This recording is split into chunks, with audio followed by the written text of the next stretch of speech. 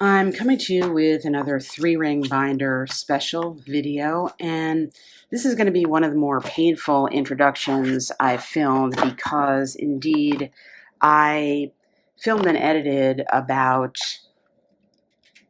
40 minutes of a video, taking me hours to create it, and due to my own idiocy, I lost it. So I discovered that about 40 minutes into the story that I had developed, and I'm going to keep on. I was going to just jettison the whole thing, but I'm going to persist and give you a summary of what I had done to take us to the place we are, and then we'll pick up the action live, as it were, in that story.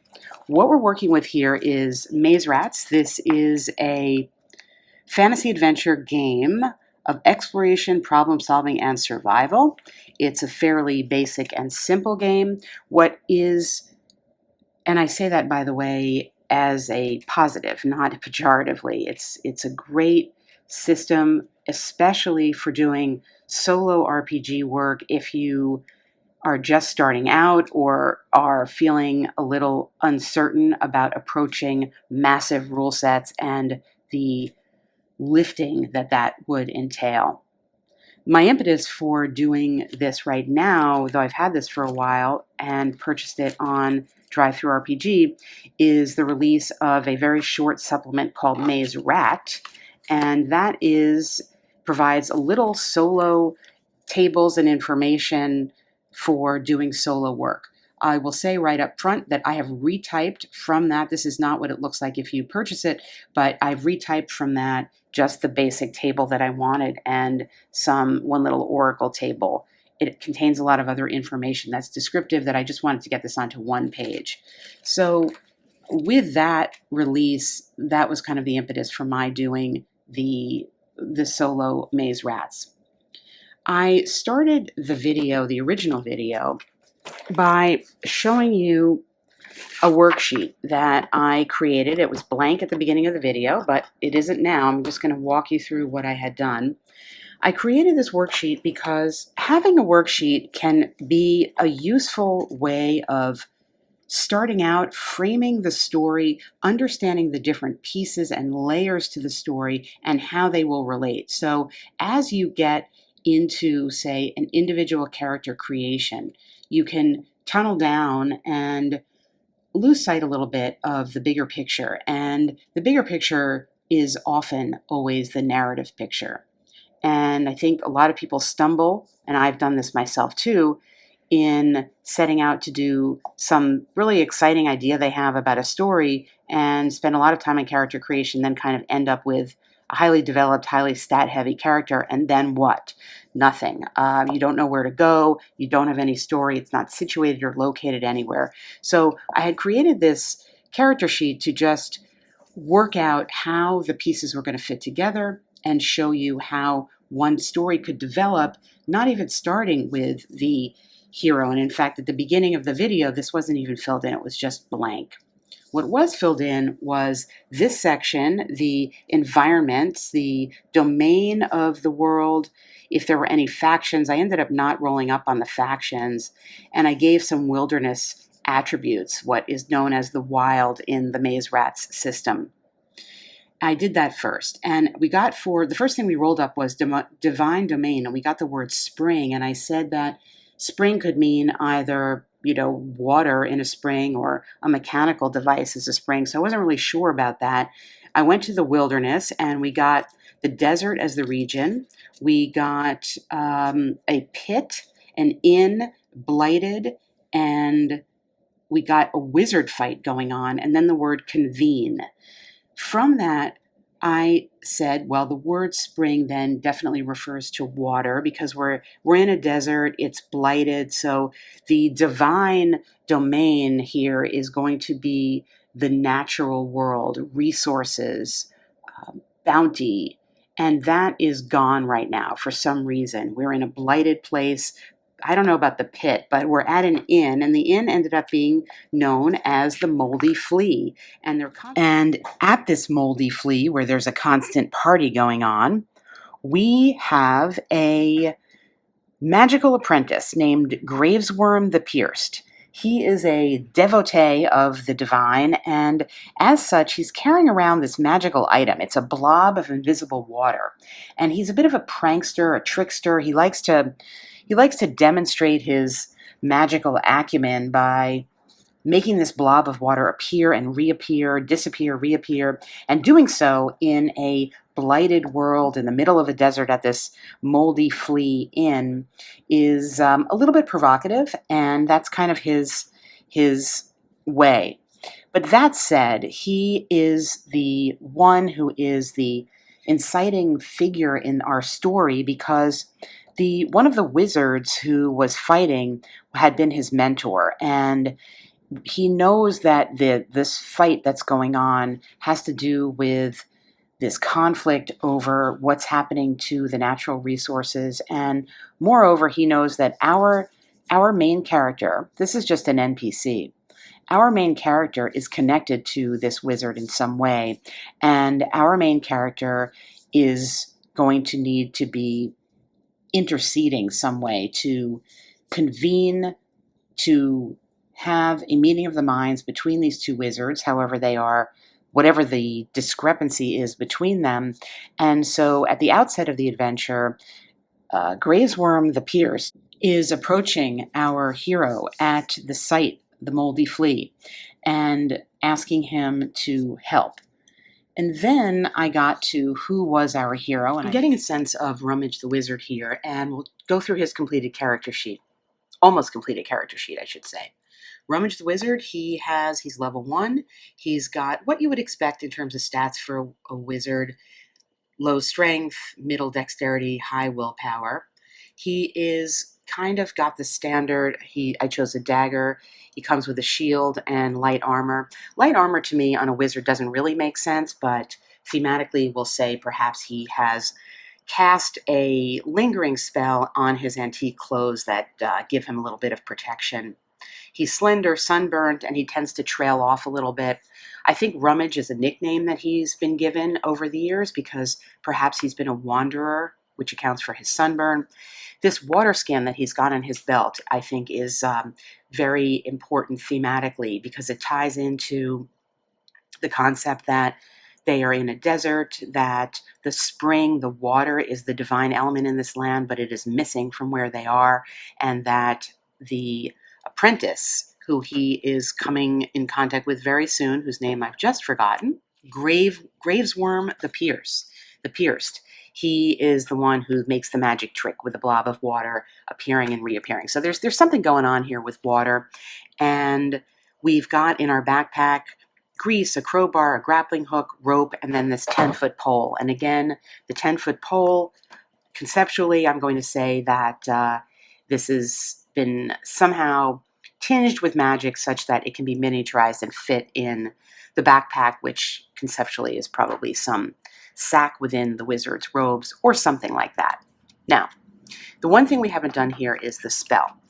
Wizard comes with one spell, and what's really cool about this system is that you generate the spells on the fly, and you then negotiate with the GM, who in this case is, of course, you, as to what they actually mean.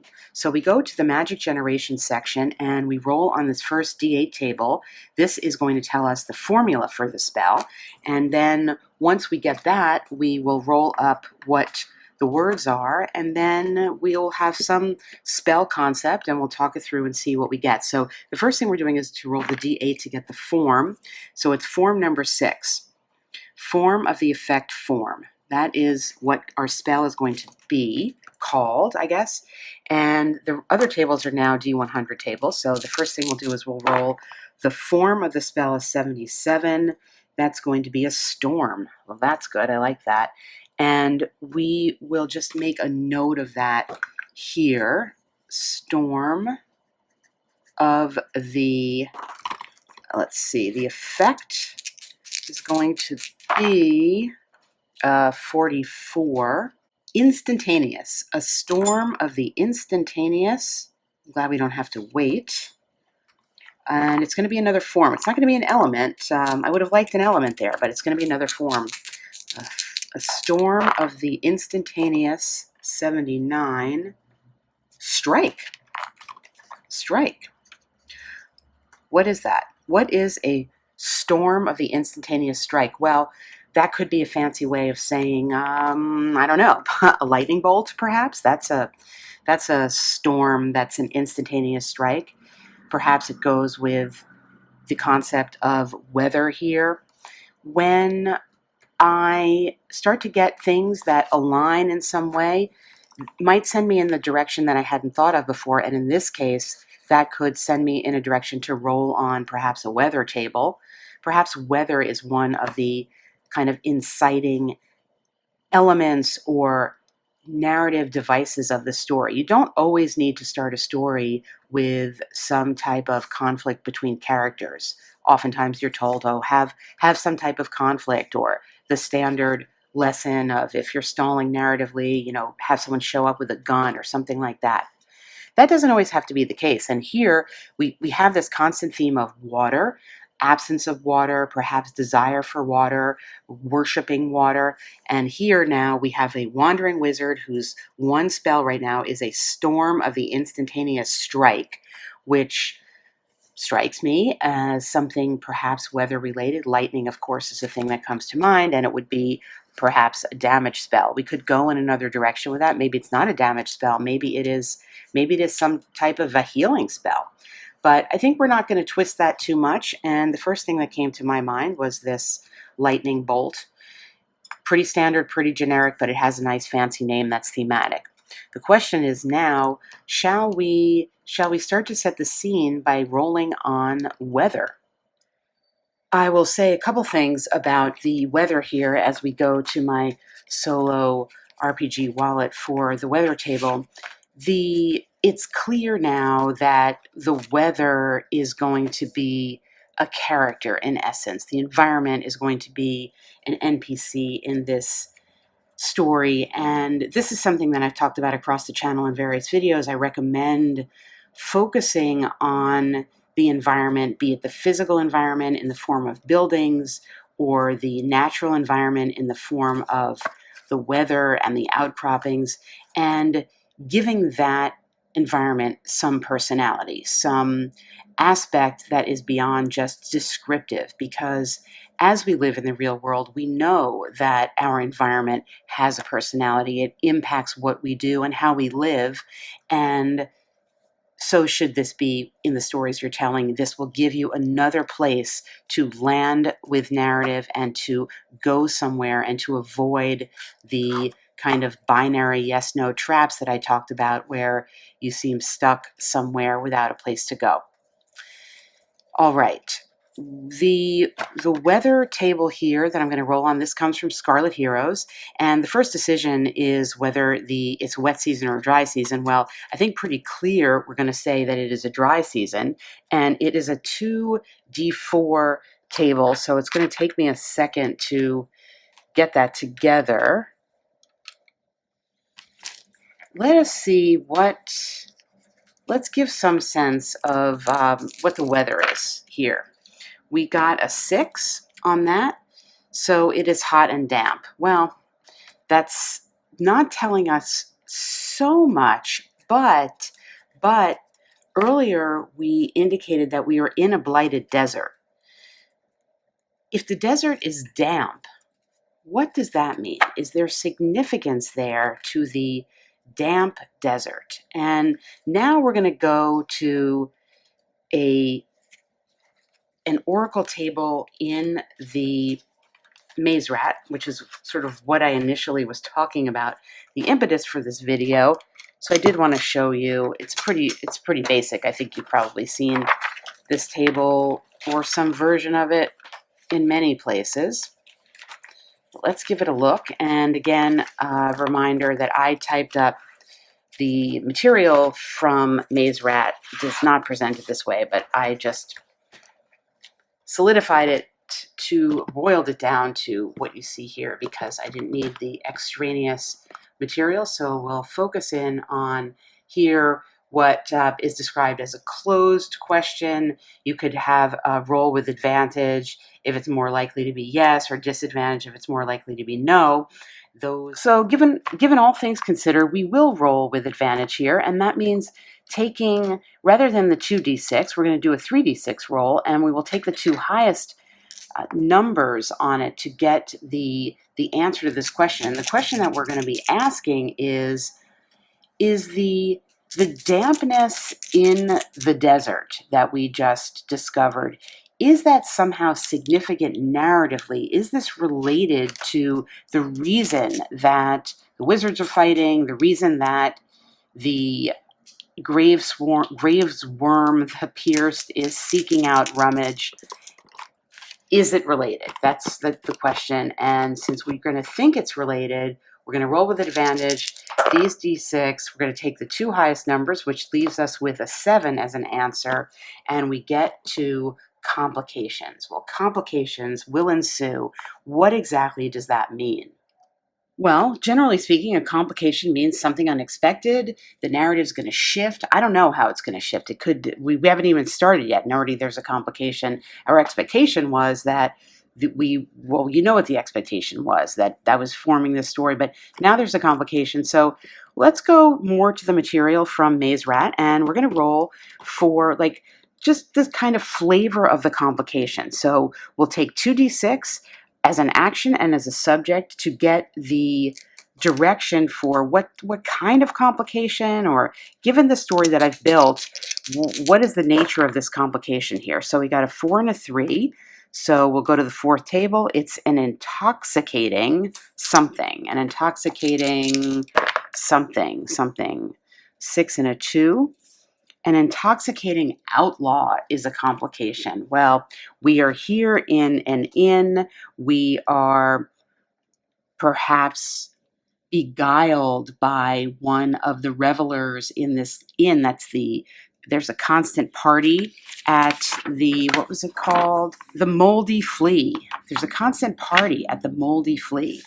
And there is an intoxicating outlaw here who is going to introduce a complication to this. Perhaps we spent all this time on our NPC and setting the scene, but all of a sudden we're going to leave that NPC behind. We're going to leave behind Gravesworm the Pierced and his invisible blob of water as we are at the Moldy Flea, and now an intoxicating outlaw is going to intercede just as Gravesworm the Pierced is coming to talk to our Rummage the Wizard.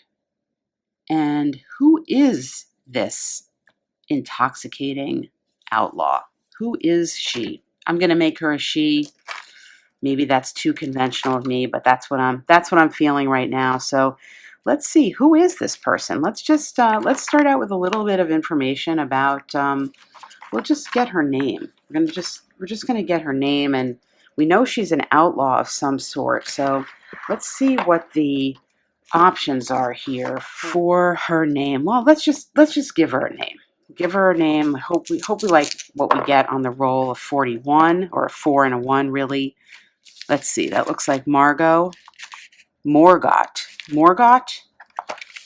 intoxicating outlaw. So going to go to a sheet number 2, and now remember, she's an intoxicating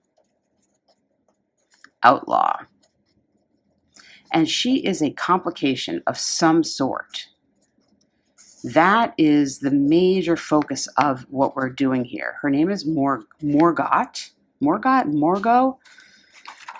and she's here at the Moldy Flea, partying with everybody else. And what else from this rule set? What else can we find out about her?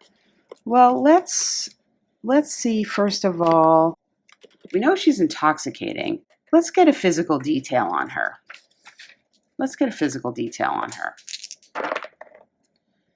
Physical detail is she's missing some teeth. She's partied a lot, clearly. Morgot of the missing teeth. It's quite a motley crew here. And let's see. We know she's an outlaw, And let's find out something about, we've got this reputation thing here. Now, this is within the city, but I don't know. Let's find out about, you find someone, you meet a random person in a bar. Maybe you know something about their reputation. And let's find out something about her reputation. Her reputation is she's terrifying. Well, Morgot with the missing teeth is terrifying. That's perhaps not surprising. She's going to have a relationship to Gravesworm the Pierced. So let's figure out what that relationship is. And we'll give that a roll to see. 21. She's she's a client. She's a client of Gravesworm the Pierced. All right. So Morgot of the missing teeth is terrifying. She's a client of Gravesworm the Pierced. So she's a client of magic in some way. Well, let's go back. Let's think about this. He's a student of nature traveling around in a bar. Maybe he is perhaps, now I know we rolled up earlier and I kind of dismissed it as not making sense. We rolled up that word usurer. Somebody who is selling things and trying to barter and make money. And I kind of dismissed it, saying that, economics didn't feel to be part of this. And I know that pretty sure I rolled it up as a part of our main character. Because remember, right now we're dealing with side characters, but really what this is turning into is we're developing a group of people here. And as sometimes is the case with a story, who you think it's about maybe isn't who it's about. But Rummage the Wizard, I didn't even write it down. I did roll up that usurer here. But I'm getting this client here. I'm getting that we found a client here. And the client, I said this was the relationship between Morgot, the intoxicating outlaw, and Gravesworm the Pierced, that she's a client of his. If that is the case, perhaps we're talking about buying and selling magic here. Perhaps we're talking about an underground network of people who buy and sell magic. And the apprentice here, Gravesworm the Pierced, was a magical apprentice. Maybe he's really an apprentice not only to wizards, but really to the practice of this counterculture that is dealing in selling magic. Maybe there's some type of magical black market or something, and maybe that magic is what is being, say, hoarded or collected or bartered so that it can be used to stave off the deterioration and the blight. We still don't know what's causing all of that. But the fact that she's a client is now suggesting, and the fact that the Rummage the Wizard was a usurer, tells me that there is an economic relationship here. There is an economic piece to the story, and the fact that she's involved here, this is the complication. That maybe there's a deal that's gone bad. Maybe there's a deal that's gone bad. That's feeling possible. So as Gravesworm is trying to talk to Rummage in this bar, she sees this happening. She's going over to Gravesworm with her complaint about a deal that's gone bad, and she is terrifying, as we know, and she's going to be demanding either her money back or her return of the spell that she purchased or something of that nature. And this is happening while Gravesworm is talking or attempting to talk to Rummage and explain what is needed and why he needs help. And now we want to know, how likely is it that Rummage is going to get involved in this complication, in this conflict between Morgot and Gravesworm, or is he going to just try to leave the area? So back to the worksheet here, I sketched out a little bit. We're at a narrative fork potentially, and we have Gravesworm the Pierced and Morgot the Toothless sort of getting into a scuffle here at the Moldy Flea about this magic deal that's gone bad. And this occurred as Gravesworm was about to approach Rummage the Wizard concerning this whole other matter of magic. And we know that there is a black market of magic that it's perhaps it's in the city somewhere. Maybe we'll develop that city where it is. But the first thing I want to ask now, and I want to go to an oracle to ask this because I'm open to any direction, is we're going to go to my basic percentile table here. How likely is it that Rummage is going to get involved in this scuffle? And given what we know about him, that he's been a wanderer and he's sunburned and his clothes are old, this suggests that he's a little bit detached from the culture of the world. So I'll say I'm going to give it an unlikely that he will be interested in this, and we'll see what the D100 tells us on that point. And we rolled a 20. What is that? Doesn't matter. We rolled a 26. So actually he is going to be interested in this, even though it was unlikely. There's enough interest with Morgot the Toothless and Gravesworm the Pierced for Rummage to want to know what this magic deal gone bad is about. And since I like the spell tables in Maze Rats, I'm going to say it's about a spell that Morgot purchased on the DL, as it were, from Gravesworm, and that spell went bad in some way. Well, we're going to do one of my favorite things here, and we're going to roll on this spell table. And again, it's no coincidence that I'm directing the narrative to be letting me do something that is really fun in the rules, and that's something to think about and remember. You are acting as the GM, so you may as well do stuff that you like in it. Make use of the rules that you like the most. So we're going to, but it works narratively as well, obviously. So first thing we're going to do is see what type of spell we get that is a 6. That's going to be a form of the effect form. I think that's what we got before. I wanted a form of the effect element, but I think we get form of the effect form again. So the form here, let's get this into the shot. All right, there you go. Now, I will show you the tables a little more clearly here. I don't think I showed them before, but then we'll have to reposition to roll. So we have the various forms, elements, and effects. And in this case, the options for, we could have like an element in a form, an effect in a form, an effect in an element. So we could have, for example, pursuing a mutation as a form. That would be pretty cool. We could have a form of the effect element, which is the one that I keep wanting to get. So we could have, say, a cloud of the petrifying and nightmare. However, we rolled again on form of the effect form. So we will generate a spell this way. And we will begin with our form. Our form is a 34, which this spell is the form of a gate. So Morgot thought she was purchasing some type of magic gate. Let's just note this down. A gate of what was it supposed to do? It was supposed to 23 enchant. A gate of the enchanting what?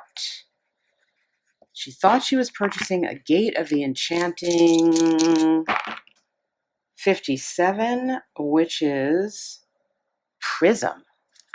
A gate of the enchanting prism. Well, that seems pretty miraculous, pretty magical. That poor Morgot of the missing tooth, the terrifying Morgot, thought she was purchasing a spell that would perhaps create an enchanting, beautiful, rainbow-esque, prism-esque gate that she could be standing behind, and maybe she wants to be alluring to people in some way, and she was hoping to perhaps beguile a fellow traveler with this gate of the enchanting prism. And guess what? When she cast it, what happened? It did not work. In what way did it not work? Let's see. Can we find a way that it didn't work?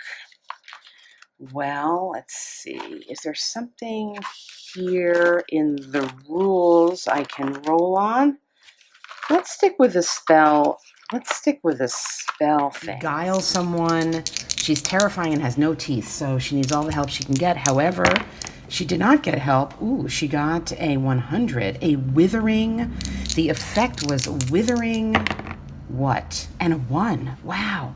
Withering arc. A withering arc. Perfect.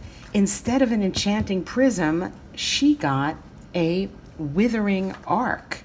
And a withering arc, it turned into, it just withered her beautiful prism, her rainbow, cloudy, glittery, I don't know what, gate.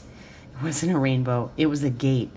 It turned into a withering arc, and it withered and withered and withered, and it turned into some kind of monster. What did it turn into? Let's see what her spell created. All right, we're gonna get Morgot's monster, and we're going to see what this withering arc turned into as she cast the spell, expecting some beauty and appeal to come into her life, and instead she gets this withering arc, and we are going to generate a monster. This arc withered into what?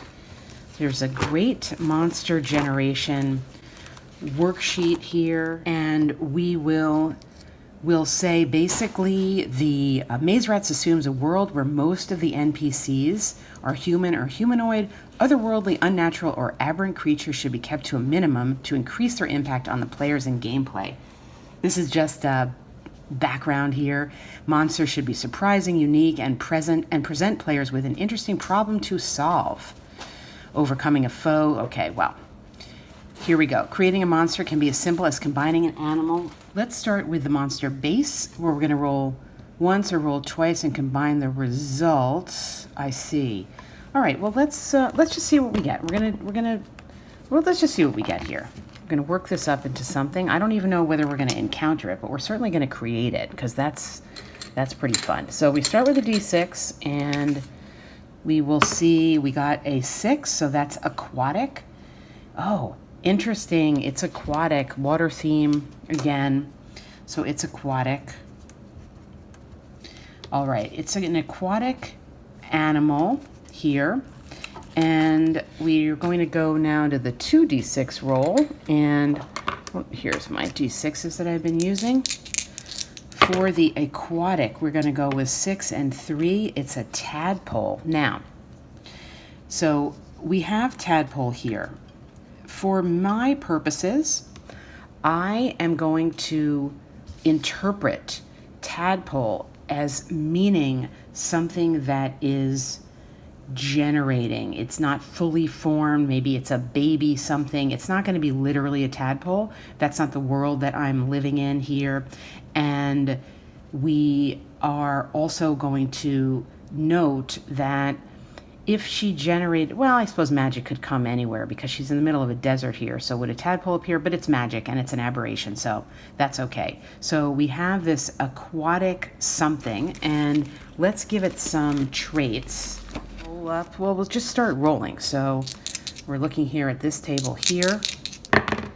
We've got a 5 and a 2 spikes, and just keep going down the, oh, that's a feature, and a trait is going to be, it's going to be luminous. Well, that makes sense, right? Because she thought she was casting this prism thing, so that's luminous, enchanting prism, and instead she created this, out of it, it withered into this kind of luminous, spiky something. And what could that spiky something do? That spiky something is, it says it's a gaze weapon. All right, a gaze weapon. We'll have to give that some thought. And what type of tactic does it use? Well, I don't know that we're going to do the tactic. Maybe if we encounter it, we will. Let's go with its personality. First of all, its personality, it's xenophobic. Xenophobic. So again, what I'm going to interpret this to mean a little bit, it's fearful, it's maybe vengeful, it is suspicious, maybe something along those lines, and its weakness is going to be weapon items. So its weakness is going to be a certain type of weapon. This is directing me to, sometimes you'll roll on a table and it will be in bold, which indicates another table to roll on. So here's the weapon item table. So this is going to be, it's going to have a weakness for, let's see, 1, 2, 3, 4, for morning stars. Well, and I found, let's see, I wanted to go back. I saw something. All right, here we go. This is, I'm going to roll on this mutations table because this is an aberration. It was a spell gone wrong. So something is mutated here, and I got a 3 and a 3. So it has extra eyes. Well, interesting, makes sense because we said it was a gaze weapon. So it has extra eyes. So it's coming into my vision. No, that's not funny. It's coming together now. It is a spiky, perhaps it's just some kind of a form with spikes, and there's like eyes on each of the spikes, and it uses those eyes as a weapon in some manner, and it is luminous, and it does have a weakness against morning stars. Whether or not we have a morning star, I don't know whether that's going to come into play. And I guess might as well roll on the tactics in case we do encounter it. We won't have to come back here. We will already establish a little bit about how does it fight. Well, 1 and 4, it climbs the foes, so it is going to attempt to, it's a climber in some way. And I also, we had this, again, this tadpole concept. I think there, I'm going to say that it is, well, it was aquatic, so it is, well, you know, it's going to be some type of monstrous blob, some type of watery blob, which is somewhat related to the watery blob that Gravesworm the Pierced was carrying around. You know what? Maybe he tried to sell her his own magic trick. And he tried to sell her his own magic trick. He said that he called it this enchanting prism because that's what she wanted. And instead, she got this kind of multi-eyed, spiky, watery blob thing that attacked perhaps her with because it was very fearful, it attacked her with its eyes. And that's what happened. And then maybe it tried to climb all over her, and I don't know if it's gone or whatever. We could investigate that. But that's definitely what happened. That she went to him on the black market. He had this thing. He looked in his pocket and said, hey, look, I've got this. I can create water. I've got this cool thing. You can create a magical gate-like prism with it to enchant whoever you want, to bring whoever you want to you, even though you're toothless and terrifying. And here it is, and she bought it, and then it turned into this withering arc that made a spiky, luminous, watery, multi-eyed, with tentacles thing that looked at her and with all of its eyes attacked her or created some evil situation with her. So that's what happened. That's how their deal went bad. And now the next thing clearly we need to do is go to, this is developing in a way I did not anticipate, but we're going to say, where did this deal go bad? This deal went bad in the city because whatever, deals go bad in cities, and I'm a city person, so I can say that. Where did the deal go bad? It went bad in a city, and what kind of a city was it? Well, let's find out. Let's find out where this bad magic deal happened.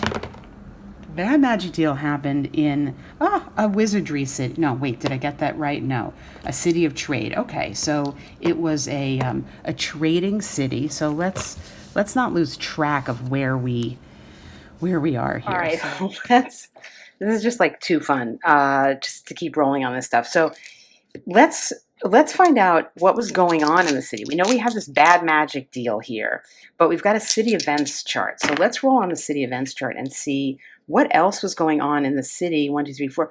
Oh, there was a mass eviction happening. So there was a mass eviction happening during this time. This was a city event, and I'm going to say that maybe our friend here, Morgot the Terrifying, she was one of the people who was being evicted from the city. She's terrifying and not a great character. So she was being evicted, and sort of as she's like running out of the city in the shadows there, she encounters our friend Gravesworm the Pierced, who's saying, hey, he's like opening his coat and showing her this magical trick that he's trying to sell for her. And that's where the deal went bad. That's what happened. So she was running out of the city and trying to bring some magic with her. So maybe she could attract a nice guy to be her traveling companion, or who knows what she had.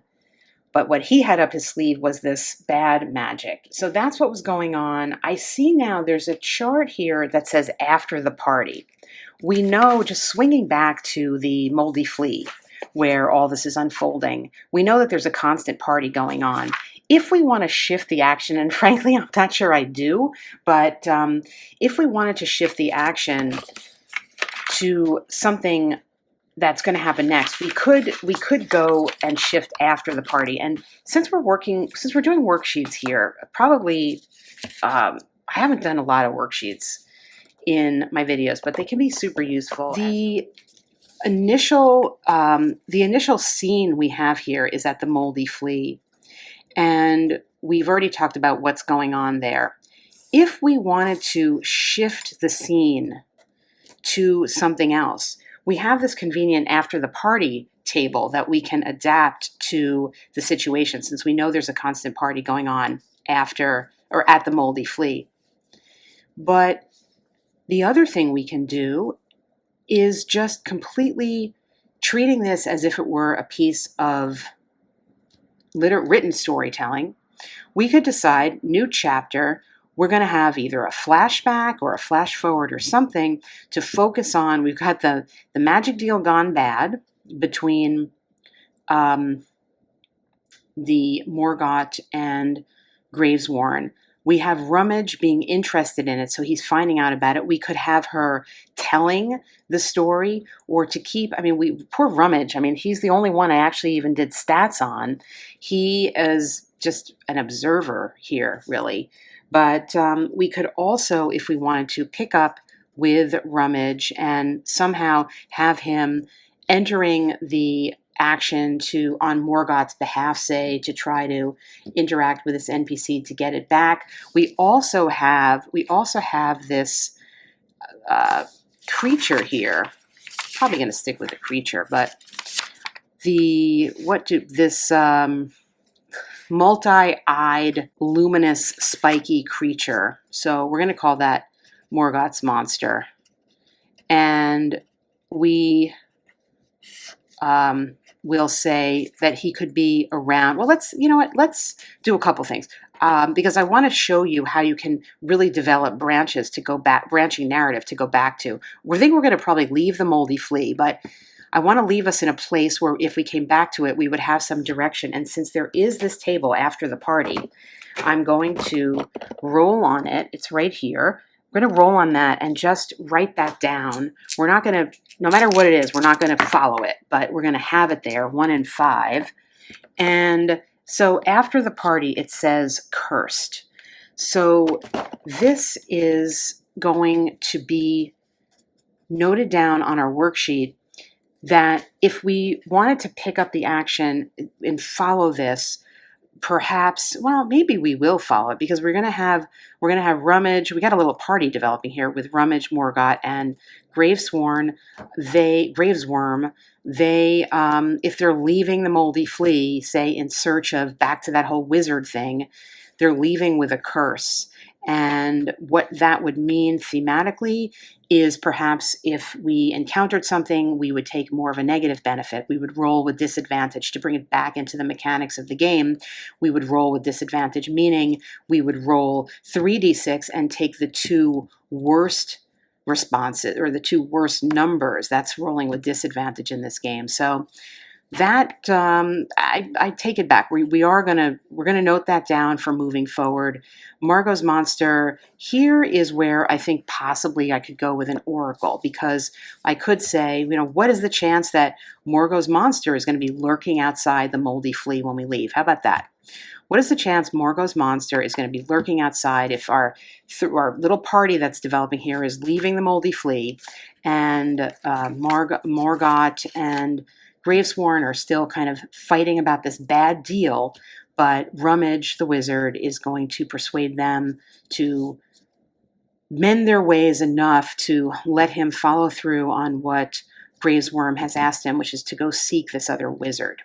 So what are the chances that Morgot's monster is out there? We're going to roll on a table, and we could go in many directions, but I'm going to go with this one because it'll give me a little possibility of some other things happening. So the chances are we can either go with unknown or likely. This is one of the things about this table I don't love, which is that it goes too quickly, I think, from unknown to likely. I like a little more variation in here, but from totally unknown to likely, that's a kind of gray area for me. So we're just going to go with unknown. We'll just go with unknown. Who knows? Is that thing out there? I don't know. We're going to find out. Is it 11? Unknown. Yep. It's there, but what? Well, but it might not be hostile.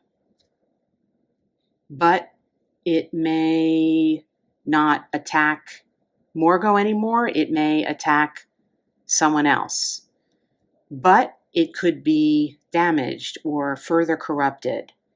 But it could be, I don't know, reinstated as the original spell. It could have self-repaired. Those are 4 things, yes, but I would need to think more about that and then roll on that chart to see. So I guess that's what I'll do. So we got a yes, but it's going to be there, but what? I've already forgot what I said. All right, I look back, and actually I said 5 things. So the first being it's not hostile, that it might not attack Morgred, but it could attack someone else, that it could be damaged, it could be further corrupted, or it could have self-repaired. Now that's only 5 things. I just wanted to do a D8 table for more variety, so I'll think of a couple of other possibilities. We have this water theme, and well, I guess this comes under damaged. If it's damaged, I'm going to say it's like a dried up or something, and it's withering, and maybe it needs some help. So not hostile. It could have a friend. It could have a friend. It could have sought friendship, and it could have a friend, a new monster. That's another but. So maybe we'll leave it at 6. This is kind of a D6 system. So those are the possibilities here. And if it is not hostile, I'm going to create this before I roll. If it's not hostile, then it's going to help us as a guide. That's what that will mean. If it does not attack Morgred, it's going to either attack Gravesworm, we'll do a roll here, or the Rummage. So we would have to do a roll there. If it is damaged, it's dried out and needs our help. And then we would have to decide if we're going to help it. If it's further corrupted, well, then I think we would get an additional, we would roll for an additional sort of damage or additional attributes. If it is self-repaired, then we're going to also, well, that's actually that's sort of the same thing. Self-repaired because, no, I meant self-repaired as in it's turned back to original spell. It's turned back to the original prism. And I hope you guys are following because this is crazy. And let's see, or it could be there with a friend, in which case we're going to roll a new monster. So here we've created our quote-unquote random table, and I've done a whole video on creating random tables, and I'm going to try to remember to put the link to that video up here, because one of the things that I talked about was, first of all, there's no such thing as a random table. As you can see, none of this is random, even though we're rolling on it randomly and to get a random value. And two, it's useful to create kind of nesting narrative randomness within a table so that you have a little bit of direction. And I like to do that before the roll because I feel like maybe that influences me less. So here's the bottom line is our three people in this party, this weird party we have, they've decided they're leaving this party. The party's over finally at the Moldy Flea, and they're walking outside. They're in a cursed situation, and the monster, Morgot's monster is out there, and it is there, but what? But it's not going to attack Morgot. It's going to attack either Gravesworm or Rummage, and we'll just do a very simple 50-50 chance here. So on an even, it's going to attack Gravesworm. On an odd, it's going to attack Rummage. And it's going to attack Gravesworm. And of course, it's going to attack the character that has no stats. And in this game, we got to work up the monster stats, and we got to work up Gravesworm stats. So I'm going to take some poetic license here. I don't want to work up Gravesworm stats because Rummage is my Rummage is my hero. Rummage is my character here. And we have stats and everything for Rummage, and we're gonna stick with this. So we got Rummage here. We will, however, we have to develop Morgot's monster now, because we need to know how's this going to go down. There's going to be this monster, it's taking its eyeball tentacle things and focusing this on Rummage, and what does that mean? What's going to happen? And how's that conflict going to play out? We're going to take a look at the monster stats here to work up what we are dealing with, actually.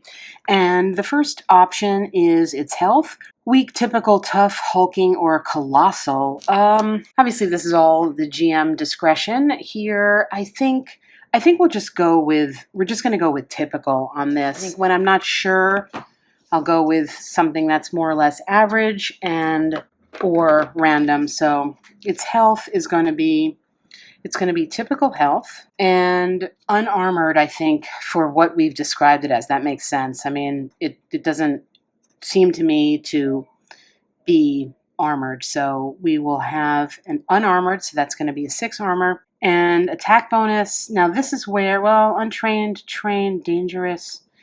It's at least trained because it came, I would say it was the product of a summoning of some sort, a spell gone bad. So it's at least trained.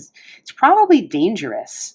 I would say maybe it's even dangerous because it's got that. We're going to go with dangerous because it has so it's got a 2 attack bonus. It came as a result of a spell that went bad. So it's going to be at least dangerous. And then for the specifics on the strength, dexterity, and willpower, I think we'll just do we're going to randomize this 1, 2, 3. There's 5 options for each. So we're going to roll a d6, and then if we get a 6, we will, I guess, re-roll. So for the strength, we got a 3, which is going to translate to 1, 2. So it's strong. It's strong. It's got a +2 strength. On the dexterity 1, it's all right. I mean, I guess it can't really like walk on those eyeball things. So it's going to have a +0. It's not going to have any dexterity bonus, and Its willpower also is it's dim-witted. Well, that maybe makes sense. I think it was at one point described as blobbish. So it's unusually strong. Those tentacles are kind of strong, but it's not very mobile. It's not very smart, and yet it's going to be pretty dangerous, but it has no armor, and it has sort of a typical health. So this is now what we're dealing with what we're calling Margot's monster, who is about to get into it with Rummage. So Rummage and Morgot, and whose name keeps changing, I realize, and Gravesworm, they exit the moldy flea, and this multi-eyed, strong but unarmed, dangerous but unarmed thing is waiting for them. And of course, what's Rummage going to do? Rummage is going to immediately reach for to cast his spell. He's going to cast his lightning spell, and in this game, at least as I understand it, because it's a little counterintuitive in a way, the spells are you cast them. There's no attempt to cast them, they're just cast, and then the question is whether they take effect or not. And in this case, what I'm going to say is that the spider, or I don't know why I'm calling it a spider, this eyeball thing, is going to make a willpower roll with advantage to try to resist this spell, because he's been lying in wait for us. So if there was a casting cost, I would have had Rummage attempt to cast it at disadvantage, but the rules don't work that way, at least as I understand them. So the way I understand it, there is going to be this resistance roll. So what's going to happen is the spider's going to roll to resist and take the better of the two. Oh, wow, he didn't even need the advantage. So that spell definitely was not successful, and now the spell is gone, because in this game, you have one opportunity to use a spell, and then it's vanished. So Rummage was unsuccessful at that, so more conventional combat will ensue. And what happens is we need to see who has the initiative at this point, and this is a D20 roll, and we will say that the monster, the eyeball monster is going to be green, and Rummage is going to be purple, and whoever gets the high number, in which case it is Rummage, has the initiative. So Rummage is now going to attack he's going to pull out of his belt. I have to review what he had. He had something in his belt. He's going to pull it out and try to stab this luminous eyeball thing. Actually, he's not going to stab it. It's a mace. He has a mace. So he's going to try to pummel this thing. And he's going to use any attack bonus that he had to attempt to see how much damage he did. Now, he, being a wizard, he doesn't have an attack bonus, unfortunately, but we'll give this a roll and we'll see what he gets. He gets a 12. Nice rolling. He gets a 12 plus 0 is 12. And the armor is 6, so we're doing 6 damage. Well, that is enough to dismiss this dangerous eyeball-y thing before it even has a chance to attack us. Luckily, we had gotten the initiative there, and it's now sort of smashed and lying in luminous gelatinous. Maybe there's some mechanical detritus on the ground, and we will see. We're going to search this corpse for some treasure, of course, and let's see. Let's just go to the ever enticing random tables here, and we will, let's see, we've got magical ingredients. So this thing is a magical item, and let's go back to these. This thing's a magical creature, so its entrails are going to be, it's going to be some type of magical ingredient that it leaves behind. What is that? It says poisonous plant.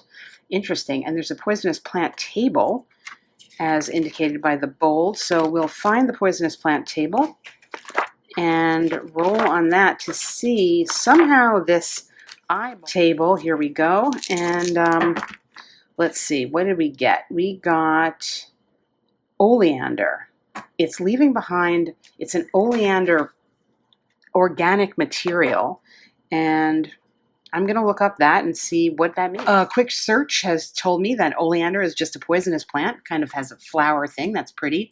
It's very hardy though, and it can grow in places that are subject to drought as well as heavy rain. So it makes sense perhaps that this thing is lying around here. How the eyeball creature came to be out of the oleander, I don't know, but Rummage is going to pick that up, and he is going to attempt at a certain point to create a new toxin from this, perhaps to turn it into some potion, some poisonous potion that he can use as a spell might work. He's going to try to do that, and that was his reward for dispensing with this. But we still have the issue of Morgot the Toothless, the terrifying toothless Morgot, angry with Gravesworm the Pierced for the bad deal where she bought the spell that went bad, and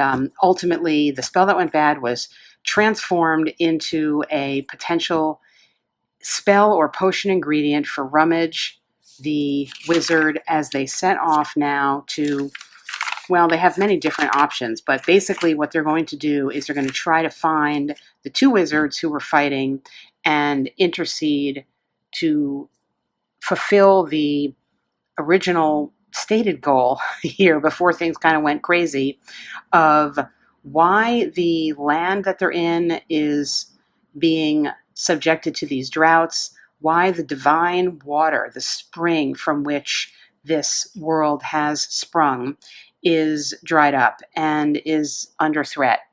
And they are going to turn away from the moldy flea toward the unknown. Were I going to continue on video, which I'm not because it's getting too long, I would perhaps make a random roll to see whether we went to an urban situation. Perhaps they're wandering around. There's this really enticing table here, dungeon entrances. I'm not going to do that, but it's extremely enticing. This is a great system.